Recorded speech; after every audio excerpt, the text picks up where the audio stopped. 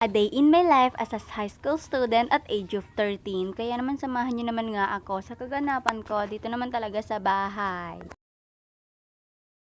Gawa ng suspended nga ang klase namin, kaya naman mga alas 6 na talaga ako gumising. At tignan nyo naman nga at napakasikat na talaga ng araw. Abutan ko nga dito si mother na nagsasaing, kaya naman naisipan ko na nga rin po pala na magpainit ng tubig para makapagkape na rin. Kumulo na nga rin po pala itong tubig, ito nagtimpla na nga rin po pala ako dito ng kape. Talaga naman pinasama ko na nga rin po pala itong pinsan ko magkape, paano ba naman gustong gusto na rin naman. Baby, maggising-gisingan ka na, meron ka ng kape dito. Pa talaga siya nakapaghilamos ng mga oras na yan, kaya naman pinasama ko na nga rin po pala dito magkape, o diba? Tignan nyo naman parang matanda.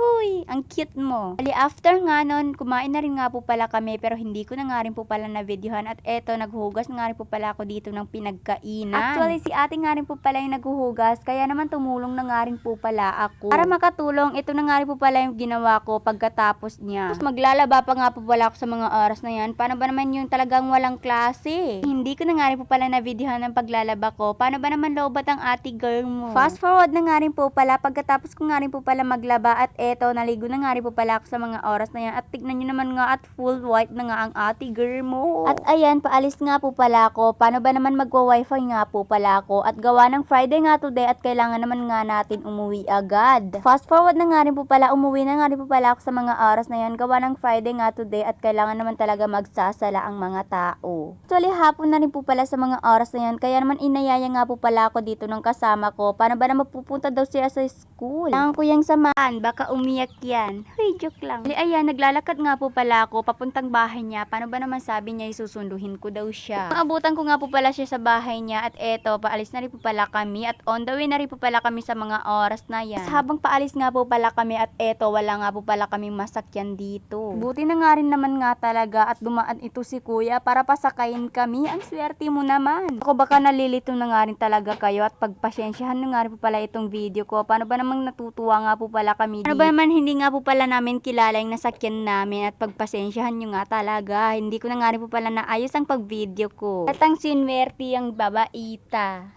Huy. Ayan, nung dumating nga po pala kami dito sa elementary at dito nga rin po pala kami dumiretso. Paano ba naman dito nga po pala sila naga-practice? Pinuntahan nga rin po pala namin dito ay nung naga-practice. Paano ba naman dito nga po pala kami naga-practice sa elementary paminsan-minsan? Sa nga rin po pala kami dyan, paano ba naman maga-practice daw yung mga sports, dance, at iba pang sinalihan? Paano ba naman magagawa nga po pala sila ng mga props nila? Nga rin po pala nautusan mag-video ng pag-training ko ng runner. Paano ba naman itong kasama ko ay nakapakalayo naman talaga sa akin? Matapos nga po pala ako mag-training nung runner at eto na nga rin po pala at nag-volleyball na nga rin po pala kami kahit di naman talaga marunong ang babaeng ito. Sa mga alas 3 na nga rin po pala sa mga oras na yan, kaya naman talaga napakainit talaga. Mali nga po pala ako sa kanila, paano ba naman para naman talaga marunong ako mag-volleyball at eto, taga-shatter nga po pala ako dito.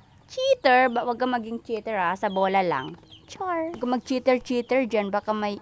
Huy, joke lang. Actually, hindi ko nga po pala yung sports yung volleyball, kaya naman kahiligan ko nga lang po talaga siya. Ano bang tawag doon? Ewan ko ba kung bakit. Fast forward na nga rin po pala at mabuti naman at may kasama na nga rin po pala kaming umuwi dito. Pero mga dapit hapon na nga rin po pala dyan at mga alas 4 na nga rin po pala at kailangan naman nga talaga natin umuwi at tignan nyo naman nga ang sinag ng araw at napakainit naman nga talaga. At nung makauwi nga po pala ako at tignan nyo naman nga at napaka-boring naman nga talaga. Huy, wag mo yung sabihin napaka-boring. Paano ba naman magba-volleyball din naman kayo mamaya? Eto, papasok na nga rin po pala ang ate girl mo kaya naman dito at napakadilim naman nga talaga. Asan bang ilaw? Marami na nga rin po pala ng dinaldal ko dito at di ko na nga rin po pala namamalaya na patapos na nga rin po pala itong video ko. Di nga po pala ako nakapag-video ng kaganapan ko kaninang hapon. Paano ba naman lobat ang cellphone ko? Kailangan naman nga talaga nating i-charge ito. Patapos na nga rin po pala itong video ko. Kaya naman salamat nga po pala sa panonood. Mwaps! Uy, patayin muna. Char!